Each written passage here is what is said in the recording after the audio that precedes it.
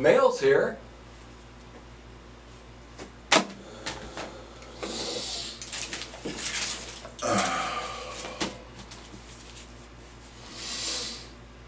Well, I think it's time for a drink with Mink.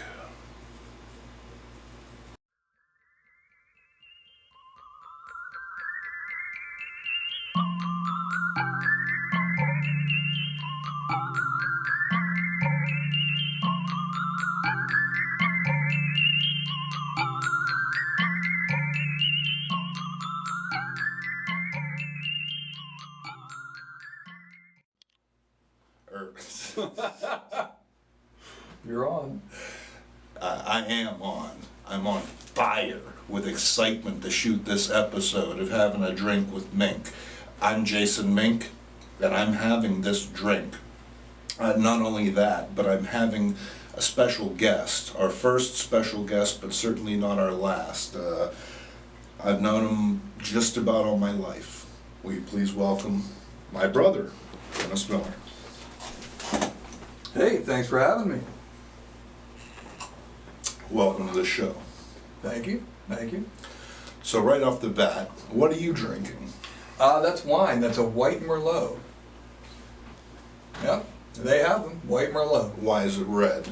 Well, that's it's a Merlot, but it's made with white grapes instead of red. How did they get it red?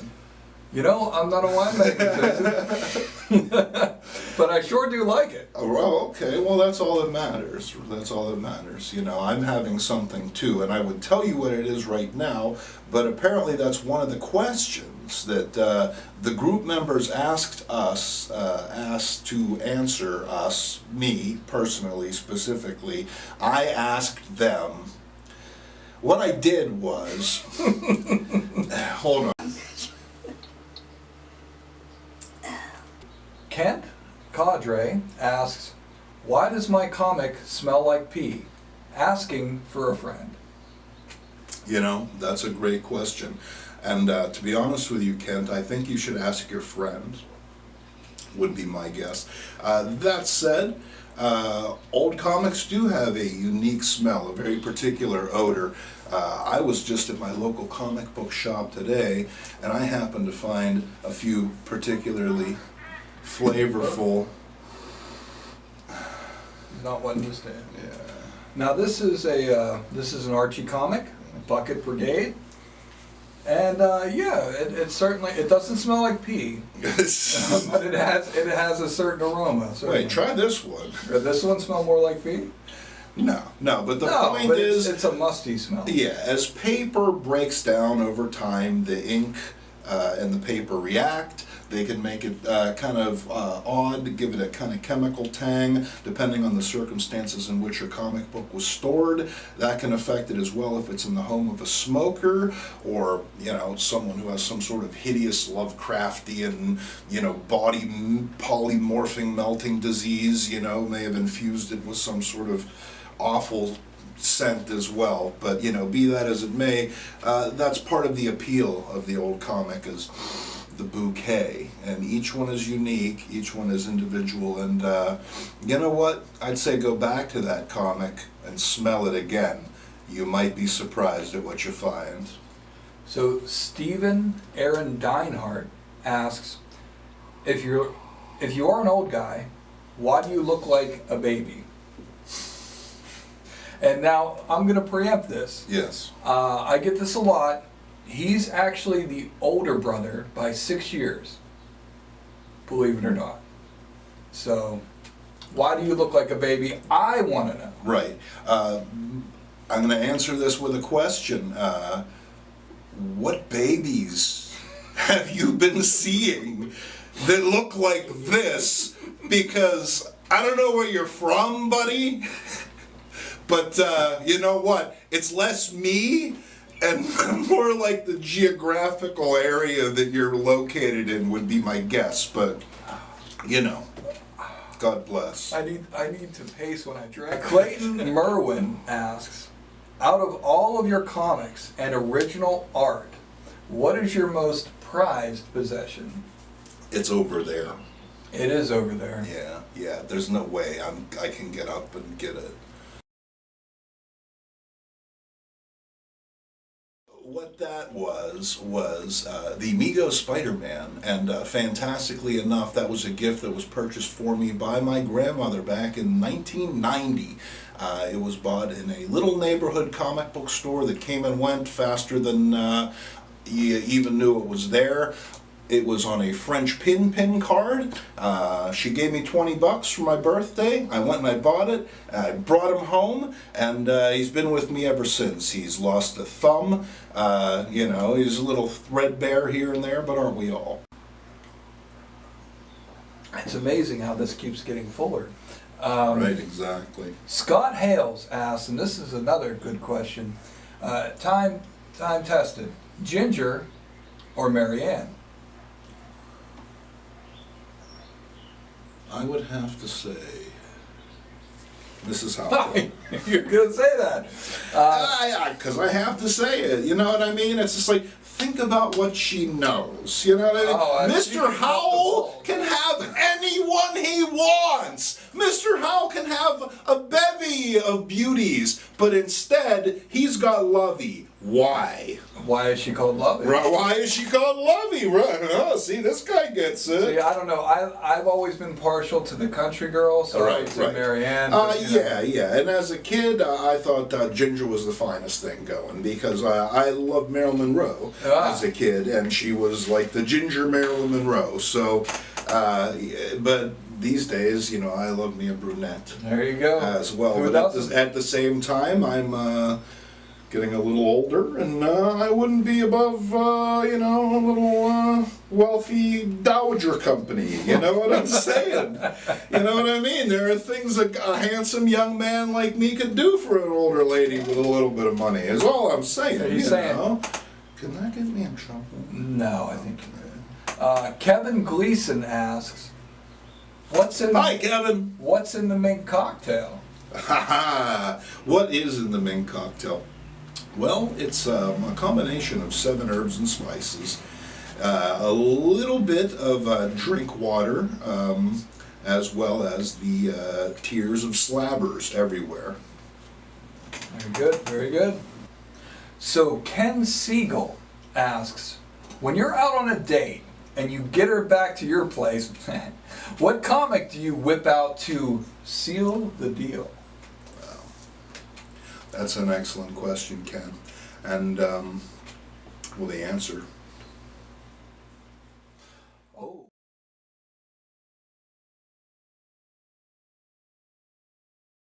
What he's produced is his giant-sized man thing. And it keeps the ladies happy. Yes, it does. Yes, it does. Right, exactly. Now, see, I don't slab my man thing. You know what I mean? So anyone who wants to enjoy it, they can take it right out of the bag. You know what I'm saying? You with me on this one, people? Are you with me on this internet?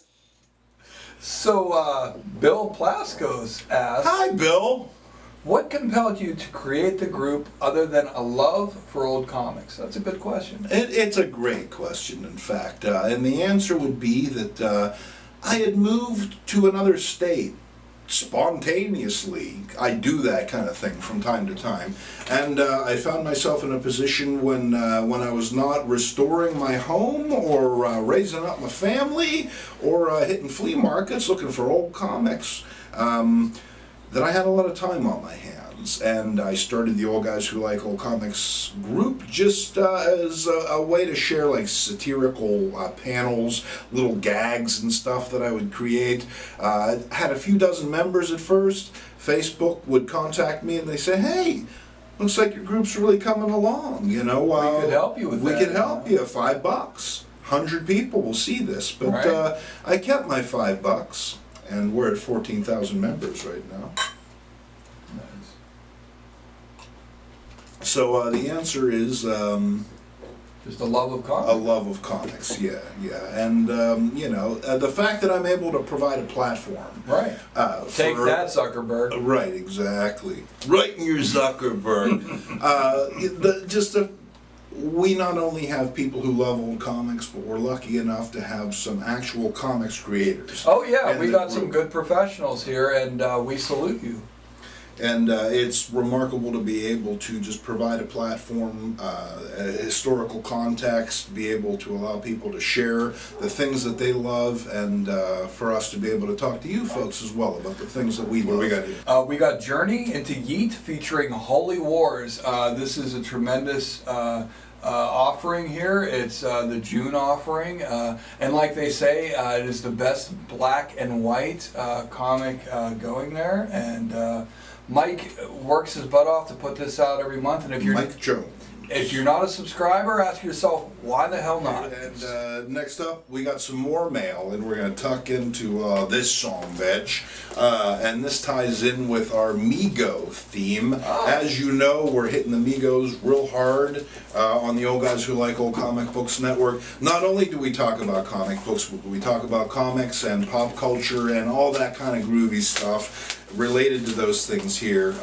So if you see a video that's not about old comics, just hang in there. hang in there. It'll Right, come exactly. back. Don't get pissed off, you know what I mean? Have a beverage. Yeah, have a beverage. There's a million people making old comics videos. What we're trying to give you here is something completely unique. Actually, what I'm going to give you is something quasi-unique. Let you finish that up right All right. there. Yeah, start it off. Well, it is obviously Amigo of some type. Oh yeah, I spoiled it. It's wood. Oh, what did I do? There's bubble tape, which is added value.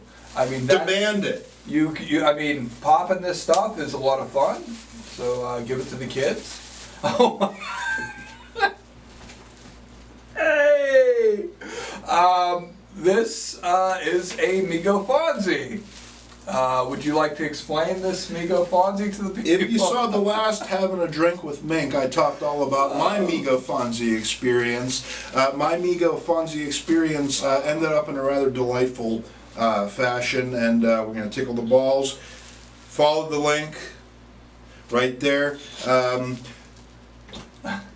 He wanted a Mego Fonzie. You know what I mean? Who doesn't want a Mego Fonzie? I think you should want a Mego Fonzie. Yeah. I mean, how could you not? Look at him. He's tremendous. What had happened is I saw the auction and I had mentioned it to him, and then mysteriously it disappeared. I had my birthday's coming up. I thought maybe for my birthday he was going to offer it to me, but no, for your birthday you're getting a sack of shit. And I will gladly accept it, because this, sir, is a a #1. I'd like to thank you all for watching this particular video and indulging us in our antics. And tolerating me. I appreciate it. I like to think that this guy's going to be back, ladies and gentlemen. I hope so. I hope I'm not, too distracting from your charisma. I think that there's plenty of charisma to be filled here. I'm Jason Mink for the Old Guys Who Like Old Comics Network. And I'm Dennis Miller for the Old Guys Who Like Old Comics Network. Having a drink with Mink. It's a fun time. You should do it too. We'll be back. Cheers.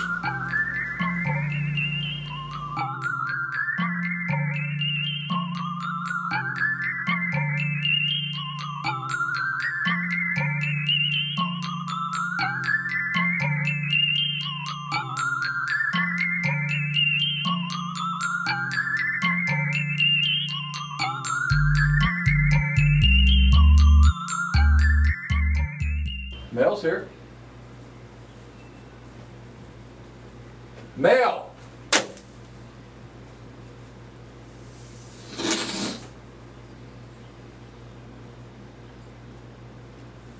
All right.